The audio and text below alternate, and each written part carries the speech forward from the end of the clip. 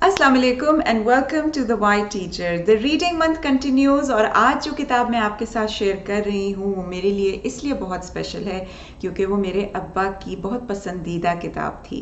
जब अब्बा को तंज़ो मज़ा पढ़ना होता था तो अब्बा हमेशा शफ़ीकुर रहमान का इंतखाब किया करते थे और जो लोग उन्होंने उनको पढ़ा है वो आपको ये बात ज़रूर कहेंगे कि शफ़ीकुर रहमान साहब का जो अंदाज़ था कहानियाँ बयान करने का, उसमें उनके अल्फाज का चुनाव बहुत मज़ेदार होता था। उनका स्टाइल ऑफ राइटिंग बड़ा कॉन्वर्सेशनल था और सबसे बड़ी बात ये थी कि उनकी बातें पढ़ के हंसी तो आती ही थी, लेकिन साथ में उनका माशरे के बारे में बड़ा मज़ेदार सा तज्ज़िया भी हुआ करता था। तो इस किताब के अंदर, जिसका नाम मद्दो जज़र है, शफ़ीकुर रहमान साहब ने एक बड़ी खूबसूरत सी कहानी लिखी है दुआ के नाम से। मैं इसमें से एक छोटा सा इक़्तिबास आपको पढ़ के सुनाऊंगी क्योंकि इसमें कुछ ऐसे जुमले हैं जो आपको वाकई सोचने पर मजबूर करते हैं और ये शफ़ीकुर रहमान साहब का ख़ास अंदाज़ था कि वो हंसी मजाक में आपको सोचने के लिए कुछ ना कुछ ज़रूर देते थे। तो पढ़ते हैं दुआ।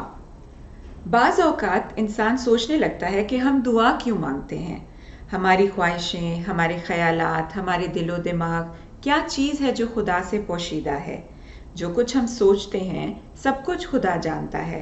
उसके सामने हमारी आंखें दो आईने हैं जिनमें हमारे सारे एहसासात मनक्स हैं, और अगर ये सही है तो फिर जो पैगाम हम अपने दिल के ज़रिए पहुंचा सकते हैं उसे ज़ुबां पर क्यों लाएं।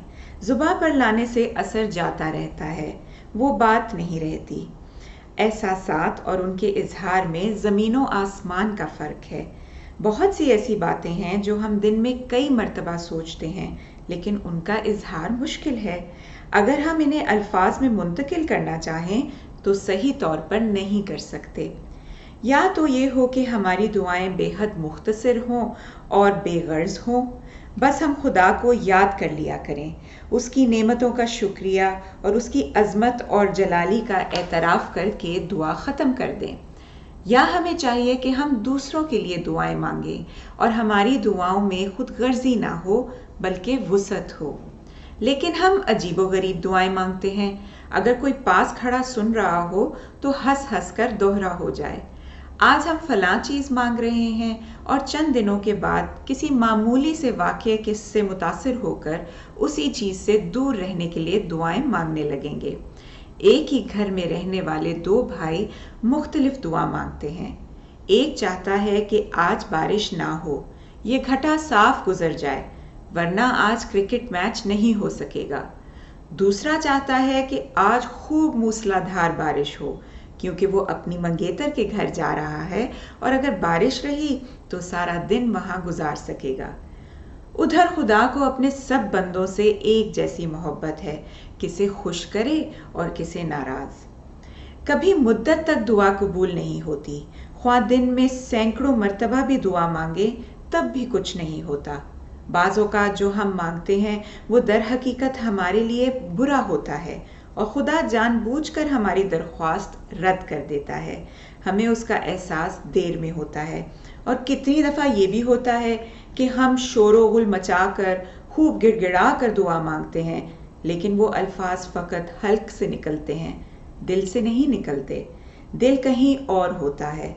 अगर हम कोशिश भी करें तब भी दिल साथ नहीं देता। गेहूं के साथ घुन भी पिस जाता है और ऐसी दुआओं के साथ वो दुआएं भी रायगा जाती हैं जो खुलूस से मांगी हों।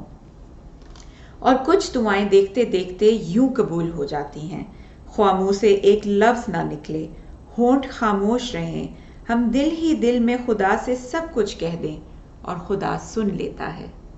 तो ये जो छोटा सा हिस्सा मैंने आपको पढ़ के सुनाया, कहानी इसके बाद शुरू होती है। आप कह सकते हैं कि ये एक तरह से दुआ का छोटा सा खुलासा किया गया है या उसके बारे में एक छोटा सा तज्जिया पेश किया गया है। मुझे जो चीज़ इस लिखाई की बहुत अच्छी लगती है वो ये है कि पढ़ते हुए आपको ये महसूस नहीं होता कि बहुत ही कोई मुश्किल बात की जा रही है, बल्कि अक्सर पढ़ते हुए एहसास होता है कि ये बात कभी ना कभी आपने भी सोची है या आपके इर्द गिर्द के माहौल में ऐसी बातें होती हैं। तो बहुत ही रिलेटेबल टेक्स्ट है इसका। एक और अच्छी चीज़ जो मुझे कहानी की लगी वो ये थी कि जैसे शुरू में बयान किया गया कि एक ही घर में अगर दो भाई भी रहते हो तो उनकी दुआओं में बहुत फ़र्क होता है। वो इसलिए कि हर इंसान जो है वो दुआ अपने मतलब अपनी गर्ज से मांगता है।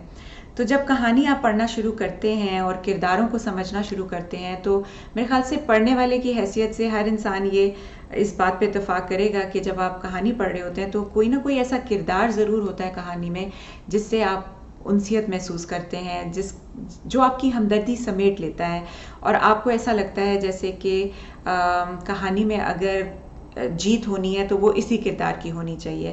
تو وہ جو اچھے احساسات آپ کے اندر جاگتے ہیں، جو دعا آپ کے دل میں اٹھتی ہے اس کے لیے، وہ اسی لیے اٹھتی ہے کیونکہ آپ جانتے ہیں کہ وہ کردار ہے جس کی نیت صاف ہے، جس کے ارادے نیک ہیں، جو پرخلوص ہے، جس کے جذبے سچے ہیں۔ اور ایک جو آپ کے اندر جذبہ ہوتا ہے بھلائی کا، کسی کی بہتری کا، وہ میرے خیال سے خدا جانتا ہے، اس کے لیے آپ کو الفاظ کی ضرورت نہیں ہوتی۔